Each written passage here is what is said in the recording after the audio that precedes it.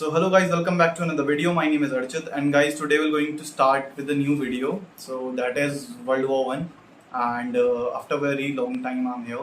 So without wasting any time, let's get straight to the video. Thank you. So guys, जैसे कि मैंने आपको बताया कि हम आज जो टॉपिक है हमारा वो है वर्ल्ड वॉर वन, एंड हम उसके बारे में बात करेंगे, उसके कॉजेज़ के बारे में बात करेंगे, वो क्यों हुई थी इंसिडेंट, उसका रीज़न क्या था, और होता है ना कि पहले से जो चलते हुए कॉजेज़ आ रहे थे वो क्या कॉजेज़ थे, क्योंकि वर्ल्ड वॉर एकदम से हो जाना मतलब कुछ ऐसी बात है जो हजम नहीं हो रही है, बट स्टिल तो हम उन चीज़ों के बारे में पढ़ेंगे। सो गाइज, ये जो स्टार्ट हुआ था ये 28 जून 1914 में स्टार्ट हुआ था, और ये खत्म जो वॉर हुई थी ये 1918 में। तो ये वॉर 4 साल चली थी गाइज, और ये 4 साल जो ये वॉर चली थी ये ऐसे नहीं हुई थी कि एकदम से स्टार्ट हो जाए, नहीं। तो इसको शुरू होने में मतलब थोड़ा टाइम लगा, थोड़ा समय लगा। उस बीच में कुछ कुछ इंसिडेंट्स हुए थे। जो एक फाइनल इंसिडेंस था वो एक बेसिकली एक स्टूडेंट था जिसने फाइनल इंसिडेंस किया था, जिसकी वजह से वॉर स्टार्ट हुआ था। जस्ट इमेजिन कि जो वॉर का मेन रीजन था वो जस्ट एक स्टूडेंट था, बट जो स्टूडेंट ने काम किया था that is much bigger than a student does, right. तो हुआ क्या था, मैं एक शॉर्ट नोट आपको बताता हूँ। तो पहले धीरे धीरे करके क्या हुआ कि कंट्रीज आपस में लड़ने लगे, एक ने एक के ऊपर कब्जा किया, एक ने एक के ऊपर कब्जा किया, तो ऐसे करके वो होने लगा। जब लास्ट में एक इंसिडेंस आया था, ठीक है, तो उस पर यह हुआ कि जो हंगरी के जो प्रिंस थे वो गए कहाँ पे, जो उनकी कंट्रीज थी जिन्होंने उसमें कब्जा किया था, तो वहां पे एक लड़का था जो एक स्टूडेंट था, उसका नाम था गैलीलियो प्रिंसेस। उसने उनको शॉट कर दिया था गन से, जिसकी वजह से इंस्टेंट अटैक मतलब ये इंस्टेंट वॉर स्टार्ट हुआ था। अपार्ट फ्रॉम दिस, अब इसके हम मतलब एक स्टोरी लाइन अप में हम जाएंगे कि कैसे कैसे क्या क्या। सो गाइस, ये जो स्टोरी है वो 1878 की है। तो छोटे छोटे इंसिडेंट्स इसमें स्टार्ट हुए थे। जो सबसे पहला इंसिडेंस था वो कंट्रीज के बीच में, एक बाल्कन कंट्रीज थी उसमें, तो उनका एक बहुत इंपॉर्टेंट मेजर रोल है। तो उसी की वजह से मैं बोलूँगा एक तरीके से लड़ाइयाँ स्टार्ट हुई थी। तो रशिया था और ऑटोमन एम्पायर था। तो जो ऑटोमन एम्पायर था वो आज के टाइम पे टर्की बोला जाता है, और रशिया उस समय काफ़ी बड़ी कंट्री थी। इन दोनों के बीच में लड़ाई हो रही थी छोटे छोटे देशों को लेके, जो कि बाल्कन कंट्रीज थे, जिनका नाम था Serbia, Romania, Bulgaria and Bosnia. तो ये कुछ कंट्रीज थे, इनकी वजह से लड़ाइयाँ स्टार्ट हो रही थी गाइस। एंड हुआ ये कि इस बीच में एक treaty I, treaty of Berlin करके। तो इस पे जो ऑस्ट्रेलिया हंगरी था उसको इंट्रोड्यूस किया गया। बेसिकली उसको बोला गया कि आप ये जो कंट्रीज हैं इनका आप क्या कर सकते हैं कि एडमिनिस्ट्रेशन लीजिए आप इनको, ठीक है, मतलब आप इनके एडमिनिस्ट्रेशंस जो हैं आप उन पे सुधार कीजिए, आप इनको एडमिनिस्ट्रेट कीजिए थोड़े टाइम के लिए, आप इनको चलाइए कंट्रीज को। तो ये बात हुई थी। एंड इसी बीच क्या हुआ, जो रशिया था और जो ये ऑटोमन एम्पायर था, इनकी लड़ाई थोड़ी शांत हो गई। बट इतने में ही क्या हुआ कि जो ऑस्ट्रेलिया हंगरी था उसने जो ये कंट्रीज था जिनको सिर्फ ट्रीटी में ये बोला गया था कि आप इनको अच्छे से चलाने का ट्राई कीजिए, इन्होंने उन कंट्रीज को कैप्चर करना स्टार्ट कर दिया। अब कैप्चर इन्होंने किया बोस्निया को। बोस्निया बेसिकली तो भाई 400 साल तक ऑटोमन एम्पायर ने इन कंट्रीज के ऊपर राज किया। उसके बाद जब ये अलग हुए, अलग भी क्या हुआ, किसी और ने इनको कैप्चर कर लिया। तो जिसने इनको कैप्चर किया, जो ऑस्ट्रेलिया हंगरी था, वो अब इनका राजा बन गया, एक तरीके से मोनार्की थी क्योंकि उस टाइम पे। अब क्या होता है, जो कंट्रीज थे, जो बाल्कन कंट्रीज थे जिनमें ये कब्जा कर रहा था, तो बोस्निया के जो लोग थे वो बड़े नाखुश थे, क्योंकि 400 साल वहां कैद रहने के बाद आने वाले टाइम के लिए भी किसी और के अंडर में आ गए। तो बोस्निया वहां पे खुश नहीं था, उनके लोग जो वहां पे रहते थे वो खुश नहीं थे, और वो जितने भी लोग थे वो स्लाव्स थे बेसिकली। और स्लाविक नेशन बड़ा नाखुश हो रहा था इसकी वजह से। अब हुआ क्या धीरे धीरे करके कि जो सर्बिया था, सर्बिया के जो लोग थे, अच्छा नहीं हो रहा है, बिकॉज उनके मतलब एक कनेक्शन था उनके बीच में, क्योंकि जो बोस्निया था बेसिकली और सर्बिया था वो आपस में जुड़ा हुआ था, दोनों में स्लाव्स रहते थे, वो उनकी तरफ भी बढ़ रहे थे, मतलब वहां पे भी कैप्चर वो करना चाह रहे थे सर्बिया में। तब बात ये आ रही थी कि जो ऑस्ट्रेलिया हंगरी था वो रशिया से बोलता है कि मेरे को उनके जो और मतलब बाल्कन कंट्रीज है मेरे को वो कैप्चर करने हैं। तो रशिया ऑस्ट्रेलिया हंगरी के बीच में क्या होता है कि एक समझौता होता है। तो ये समझौते में क्या था कि जो ऑस्ट्रेलिया हंगरी था वो बोलता है कि मेरे को तुम बाल्कन कंट्रीज में कब्जा करने दो। रशिया को एक जगह चाहिए थी ऑस्ट्रेलिया हंगरी में, तुम मेरे को इस जगह को कैप्चर करने दो, तुम मुझे कुछ मत बोलो और मैं मतलब तुम्हें कुछ नहीं बोलूंगा जब तुम बाल्कन कंट्रीज कैप्चर करोगे। तो ये बेसिकली उनके बीच में एक समझौता हुआ था और ये चीज एक्सेप्ट कर ली गई थी दोनों तरफ से।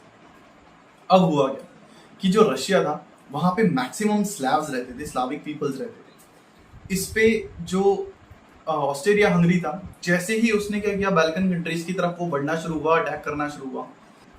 अब यहाँ पे एक चीज ये हुई कि रशिया में अंदर ही अंदर प्रोटेस्ट स्टार्ट हो गया। प्रोटेस्ट क्योंकि स्लाविक कंट्रीज को ऑस्ट्रिया हंगरी क्या कर रहा था, कैप्चर कर रहा था। रशिया और रशिया में स्लाविक लोग थे। जो कंट्री ऑस्ट्रिया हंगरी कैप्चर कर रहा था बाल्कन कंट्रीज, उसमें स्लाविक पीपल्स थे बेसिकली।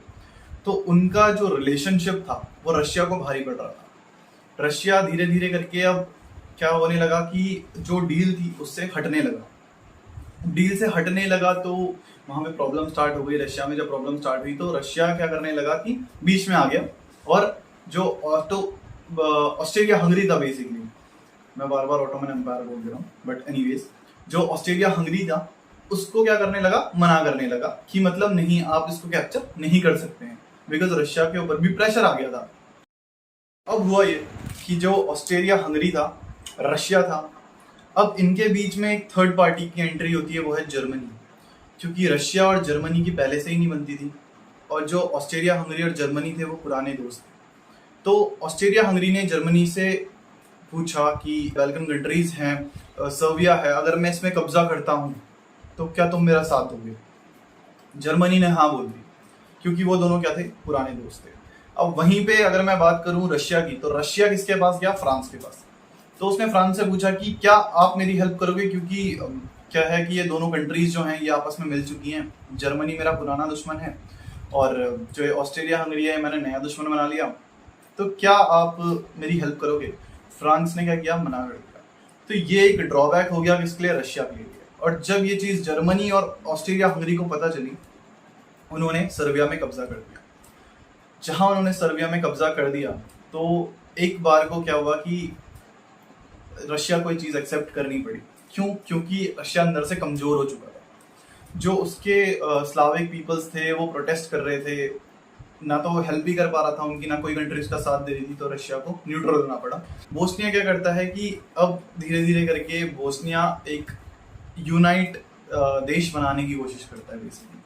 तो वो बेसिकली इस जो यंग बोस्निया करके है, वो क्या करना चाहते थे इससे, वो नए नए जो युवा थे, जो स्कूल के लोग थे, वो जो बेसिकली कंट्रीज थी ये इनको अलग करना चाहते थे। जो बाल्कन कंट्रीज थी उनको इंडिविजुअल एक फ्रीडम देना चाहते थे। बट बिकॉज क्या था कि ये अब कैप्चर हो चुकी थी तो थोड़ा प्रॉब्लम आ रही। तो इन्होंने क्या किया, इन्होंने वहां जितने भी स्लाविक पीपल्स थे उन सबको इकट्ठा किया, उन सबको अवेयर किया इन सब चीजों से। इसी बीच एक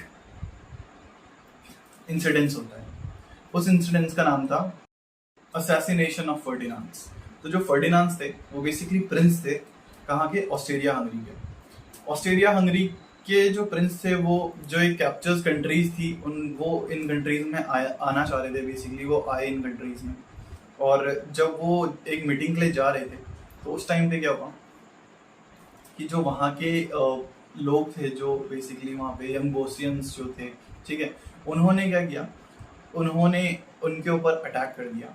तो उन्होंने एक बम फेंका पहले, तो जो बम था वो उनकी गाड़ी से रिफ्लेक्ट होके कहीं और गिरा और वहां पे क्या हुआ, 20 लोग घायल हो गए। अब जब उन्होंने ये चीज देखी तो जो उनका ड्राइवर था, उन्होंने गाड़ी बहुत जल्दी तेजी से भगाई, एक सेफ जगह में गए।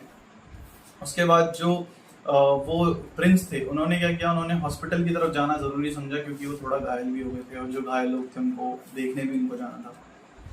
अब होता ही है कि जब वो जा रहे थे तो उनका जो ड्राइवर था वो गलती से किसी गलत रूट में चले गया था। अब वहां पे एक लड़का खड़ा था, गैल्विनो प्रिंसिप करके वो लड़का वहां पे खड़ा था और उसके हाथ में गन थी। उसने क्या किया कि जो प्रिंस थे वहां पे उसने उनको शॉट कर दिया, उनको गोली मार दी। अब जब ये चीज ऑस्ट्रेलिया हंगरी को पता चली कि जो उनके प्रिंस थे वो वहां मर चुके हैं, तो ये चीज सुन के ऑस्ट्रेलिया हंगरी के जो किंग थे वो एकदम से क्या हो गए, उन्होंने अपना आपा खो दिया। अब ये एक पॉइंट था जहां पे वर्ल्ड वॉर स्टार्ट होने वाली थी। तो गाइस अब क्या होता है ना, अब वॉर स्टार्ट हो चुकी होती है कंट्रीज के बीच में। अब कंट्रीज एक चेन में आनी शुरू हो जाती हैं, जो जिसकी फ्रेंडशिप जिसके कंट्रीज के साथ थी वो कंट्री एक तरफ हो जाती है, जो उसकी फ्रेंडशिप जिसके साथ थी वो कंट्री एक तरफ हो जाती है। तो अब दो ग्रुप्स डिवाइड हो जाते हैं। तो कि जो सर्बिया था उसके ऊपर कौन अटैक कर देता है, ऑस्ट्रेलिया हंगरी, जिसके प्रिंस मरे, राइट। अब जैसे ही वो उसके ऊपर अटैक करता है, वहां से रशिया बचाने के लिए आ जाता है। जहां रशिया आया, ऑस्ट्रेलिया हंगरी था, इसने क्या किया, इसने जर्मनी के पास बोला, जर्मनी उसको बचाने के लिए आ गया। अब जैसे ही उसने देखा कि जर्मनी वो आ गया, उतनी देर में फ्रांस वहां से कूद गया। अब फ्रांस और रशिया एक तरफ, ऑटोमन एम्पायर, अब ऑटोमन एम्पायर की एंट्री थी, वो कहाँ आ गया, वो आ गया जर्मनी, ऑटोमन एम्पायर एंड जो ऑस्ट्रेलिया हंगरी था, इन तीनों की एक चेन बन गई थी। और अब कमी कहाँ हो रही थी, बेसिकली कमी हो रही थी रशिया और जहां फ्रांस जुड़े। अब हुआ ये कि अब इटली, बेसिकली क्या था कि इटली को एक ट्रीटी थी जहां पे उसने जुड़ जाना था किसकी तरफ, ऑटोमन एम्पायर की तरफ, ऑस्ट्रेलिया हंगरी की तरफ और जर्मनी की तरफ। बट वो ट्रीटी ये थी कि अगर इनके ऊपर हमला होता है तब ये जुड़ेंगे, बट ये किसी और के ऊपर हमला कर रहे थे तो इटली वहां से बैकस्टेप हो गया। अब देखते ही देखते यहाँ पे जैसे ही ऑटोमन एम्पायर जुड़ा, उसके पीछे पीछे एंट्री इसकी होती है यूएसए की, और यूएसए के साथ जापान की, तो वो भी इनके साथ जुड़ गए। अब यहाँ पे क्या हुआ, जंग स्टार्ट हो गई। ये ब्रिटेन की उस समय बहुत सारी कॉलोनीज हुआ करती थी, तो उसमें वहां लड़ने के लिए कौन जाते थे, लड़ने के लिए वहां पे सिर्फ वो लोग जाते थे क्योंकि जहाँ पे ब्रिटेन का कब्जा था, तो वहीं से लोग वहां भेजता था लड़ने के लिए। तो गाइस क्या हुआ था कि जंग स्टार्ट हो चुकी थी। अब उस टाइम पे ऐसा क्या हुआ कि लोग इतना ज्यादा इन्वॉल्व होने लगे उन लड़ाइयों के चक्कर में, उस वॉर के चक्कर में, मतलब कुछ ना कुछ तो रीजन रहना चाहिए ना। उस टाइम पे लड़ाइयाँ क्यों होती थी, नेशनलिज्म, इंपीरियलिज्म, मिलिटरिज्म एंड। अब हुआ क्या, नेशनलिज्म कैसे उन्होंने बेसिकली लड़ाया, कैसे नेशनलिज्म में, तो नेशनलिज्म उस टाइम पे किस चीज के उसमें होता था, नेशन के लिए, नेशन को आगे बढ़ाने के लिए। तो लोग उस टाइम पे ये बोल के लड़ते थे कि बेसिकली दूसरा जो कंट्री है वो हमारी कंट्री से आगे ना बढ़ जाए। नेशनलिज्म इस चीज के ऊपर था। इसी चीज का फायदा जो है उनके मोनार्क ने उठाया। उन्होंने उनको क्या किया, उनको बोला कि आप लोग जाइए, लड़ाई करिए वहां पे, एज अ वॉर आप वहां पे अपना पार्टिसिपेट कीजिए। अब हुआ क्या, इंपीरियलिज्म। अब आता है इंपीरियलिज्म उन्होंने क्यों किया, उन्होंने अपनी जो बाउंड्रीज थी, जो उनके बेसिकली कंट्री का जो एक दायरा था, वो उनको बाउंड्रीज को बढ़ाना शुरू कर दिया उन्होंने। अब आप सोच रहे होंगे कि उन्होंने ऐसा क्यों किया, तो बेसिकली जो मोनार्क होते हैं वो क्या करते थे, पहले जो उनकी बाउंड्रीज थी बेसिकली उसको एक्सपैंड करते थे, ये दिखाने के लिए कि वो कितने ज्यादा पावरफुल है। दूसरा रीजन ये था कि वो जो यहाँ पर वो क्या करते थे, वो एक्सपैंड करते थे अपनी बाउंड्रीज को। वहां पे वो देखते थे कि कुछ मिनरल्स हैं, कुछ सोना है, कुछ मतलब ऐसी एक्सपेंसिव चीजें हैं, ट्रेजर्स हैं, जिनको वो अपने पास रख सकें। जब मतलब उनकी कंट्री पे आफत आए या कुछ आए या वॉर स्टार्ट हो, तो उस चीज को वो वहां यूज कर। सो गाइस, मिलिटरिज्म कैसे स्टार्ट हुआ। अब कोई भी कंट्री है, उसको मिलिट्री में आगे बढ़ना है तो उसको पैसे की जरूरत पड़ेगी, उसको सोल्जर्स की जरूरत पड़ेगी, उसको लेबर्स की जरूरत पड़ेगी, ठीक है। ये सारी चीजें किससे आई, नेशनलिज्म से, इंपीरियलिज्म से। अब मिलिटरिज्म में आते हैं, तो नेशनलिज्म से उनको क्या मिले, सोल्जर्स मिले। इंपीरियलिज्म से उनको क्या मिले, वेल्थ मिली, लूटिंग मिली, बाउंड्रीज मिली, चीप लेबर्स मिली, ठीक है। अब मिलिटरिज्म, इन दोनों को मिला के मिलिटरिज्म में आ गए। अब इन्होंने क्या करना स्टार्ट किया कि इन्होंने कंट्रीज में जो मोनार्क थे बेसिकली, उन्होंने लड़ाना शुरू किया मिलिट्री। उस टाइम पे जो सबसे हैवी मिलिट्री थी वो ब्रिटेन के पास थी, ब्रिटिश। तो इसीलिए ब्रिटिश क्या कर रहा था, ब्रिटिश के पास सबसे ज्यादा कॉलोनीज उस टाइम पे हुआ करती थी। अब क्या आ गए, अलायंसेज आ गए। अलायंसेज बहुत ज्यादा इंपॉर्टेंट है। तो एक ट्रिपल अलायंस बना था, एक ट्रिपल एंटिटी बना था, ठीक है गाइस। तो गाइस जो एंटिटी थी वो ग्रेट ब्रिटेन, फ्रांस और रशिया के बीच में थी। ट्रिपल अलायंस जो थी वो Germany, Italy and Australia Hungary के बीच में थी। तो ये बेसिकली अलग अलग क्या हुए थे, ग्रुप्स बने हुए थे। एंड ये ग्रुप्स, इनका काम क्या होता था बेसिकली, मैं आपको बताता हूँ इन ग्रुप्स बनाने का क्या मतलब था। तो ये लोग क्या करते थे, अपनी बाउंड्रीज एक्सपेंड करते थे एक दूसरे की मदद से, कि मैं इस पे कब्जा कर रहा हूँ, अगर कुछ लड़ाई का होता है तो आप पीछे से सपोर्ट करना। तो आदमी के दिमाग में ऐसा क्या भरते थे कि जो आदमी कूद पड़ता था, तो उस पे ये क्या करते थे, ये प्रोपेगेंडास चलाते थे, ये इन्फ्लुएंस करते थे। ये उस टाइम पे इन्होंने क्या करना शुरू किया, इन्होंने दिखाना शुरू किया कि मिलिट्री की जो जॉब है वो बहुत अच्छी जॉब है, मतलब उसमें काफ़ी पैसा है। और जो लोग होते थे बेसिकली, जो पुअर पीपल्स होते थे, बेसिकली मिलिट्री उन्हीं को दी जाती थी। क्यों? क्योंकि उनके पास पैसे नहीं होते थे और मिलिट्री में वो काफ़ी इज्जत, पैसा, सब कुछ कमा लेते थे as per the monarch, as per the peoples, और एज पर द मोनार्क उस चीज़ को वो ऐसे दिखाया करते थे। तो ये उस टाइम पे उनका कुछ प्रोपेगेंडा चलता था। तो गाइस, अब कुछ ट्रीटीज़ की बात करी जाए तो एक ट्रीटी ऑफ वर्साइल्स या वर्सलीज, मैं बोलूँ 1919 में साइन की गई थी। तो वो ट्रीटी किसके लिए थी, किसने दी थी, तो वो ट्रीटी कहाँ पे साइन की गई थी? एक हॉल ऑफ मिरर करके प्लेस है जो आज फ्रांस में पड़ती है। एंड उस ट्रीटी में क्या हुआ था कि जो जर्मनी था उसको एज अ कल्प्रेट माना गया था। अब उसको कल्प्रेट क्यों माना गया था, क्या उसके पीछे रीजंस थे, उसको क्या क्या पनिशमेंट दी गई थी? तो वो ये था, अगर जर्मनी लड़ाई में ना घुसता तो शायद ये लड़ाई इतनी बड़ी ना होती, क्योंकि उस समय ऑस्ट्रेलिया हंगरी को सपोर्ट मिल गया था जर्मनी का।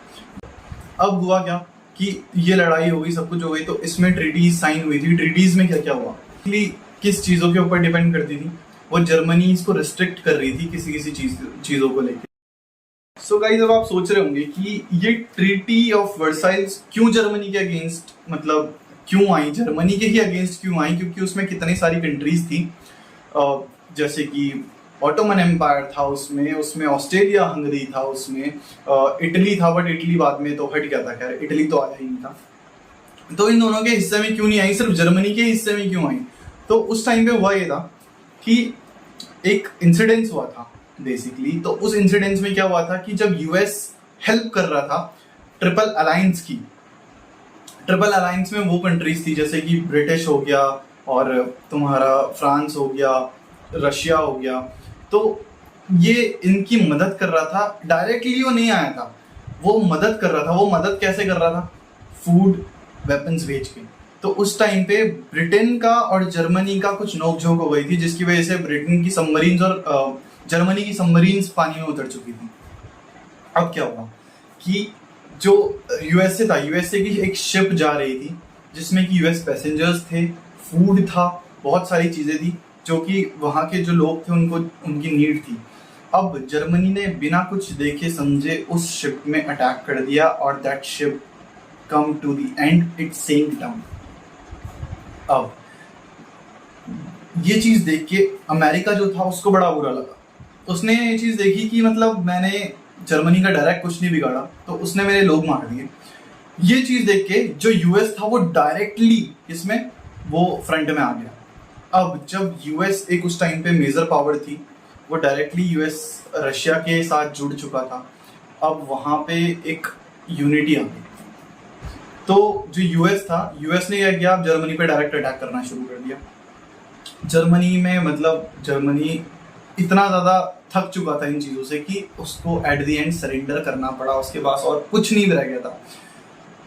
अब उसके बाद ट्रीटी ऑफ वर्साइल साइन करी गई, जैसे कि मैंने आपको बताया। उस ट्रीटी ऑफ वर्साइल में बहुत सारी एलिगेशंस जर्मनी के ऊपर लगाए गए, जिनमें से इस ट्रीटी में हुआ क्या था गाइस कि 1,50,000 उनको सेना वो रख सकते थे, मतलब आर्मी वो इतनी रख सकते थे। 15,000 वो अपनी जो नेवी थी वो रख सकते थे। एयरफोर्स टोटली बैन हो चुका था उनका, और जो शिप्स थी, शिप्स वो कुछ लिमिटेड शिप्स अपने पास रख सकते थे। सबमरीन टोटली बैन हो चुकी थी, ठीक है। उसके अलावा उनको क्या करना था, उनको कुछ लिमिटेड अमाउंट के जो मिनरल्स थे वो फ्रांस को देने थे। एंड उसके अलावा $33 बिलियन का उसको कंपनसेशन वापस देना था। उसके अलावा ना तो वो कोई कंस्ट्रक्शंस अपने यहाँ कर सकते थे, मतलब वो अपने आप को डेवलप नहीं कर सकते थे, ठीक है, पोर्ट्स वो नहीं बना सकते थे। एंड जितना भी ये सब था, इसके पीछे एक ट्रीटी में ये भी था कि मतलब अगर उसको कहीं उसके ऊपर किसी ने अटैक कर दिया, उसको नीड हुई, तो उसमें जो है ट्रीटी एंड ट्रिपल अलायंस जो थे वो उसकी हेल्प करेंगे। तो ये बेसिकली ट्रीटी में लास्ट टॉपिक बचता है the league of Nations. League of Nations क्या था? लीग ऑफ नेशंस में बेसिकली उनका काम क्या था, उन्होंने जो नेशन था उसको बचाने के लिए रूल्स एंड रेगुलेशंस प्रिपेयर किए थे ताकि आगे लड़ाइयाँ ना हो। उसका मेन मोटिव क्या था? एक, लड़ाई ना हो, दूसरा सब रेगुलेशन से रहें, तीसरा अगर कोई बड़ी घटना होती है तो पहले उसके डायरेक्ट वो घटना ना हो, लोग उस पर बातचीत करें बैठे, ठीक है। और उसका जो चौथा मोटिव था, जितनी भी प्रॉब्लम्स हैं सोसाइटी को लेके, वेल्थ को लेके, हेल्थ को लेके और सोशल डेवलपमेंट को लेके, वो सारी रिजॉल्व की जाए। तो ये एक मोटिव था लीग ऑफ नेशंस का बेसिकली। एंड इसी के साथ आपका जो चैप्टर है वो खत्म होता है, world war 1। Hope you like the chapter. और अगर आपको कहीं पे भी कोई चीज़ समझ ना आ रही हो तो आप मेरे को डायरेक्ट इंस्टाग्राम में मैसेज कर सकते हैं। कमेंट बॉक्स में आप अपना सॉल्यूशन, सजेशन जो भी मैं बोलूँ आप वो दे सकते हैं। और please subscribe the channel, like कर दीजिएगा वीडियो को अगर आपको वीडियो अच्छी लगी हो, मेरा पढ़ाने का तरीका अच्छा लगा हो। एंड हमारी साथ साथ में केमिस्ट्रीज़ की भी वीडियो अपलोड हो रही हैं, मेरी हिस्ट्री की पुरानी और सारी वीडियोस भी हैं, मैं उसका लिंक भी डिस्क्रिप्शन में दे दूंगा आपको। एक प्लेलिस्ट भी है, मैं वो भी डिस्क्रिप्शन में दे दूंगा आपको। So thank you so much for watching the video guys.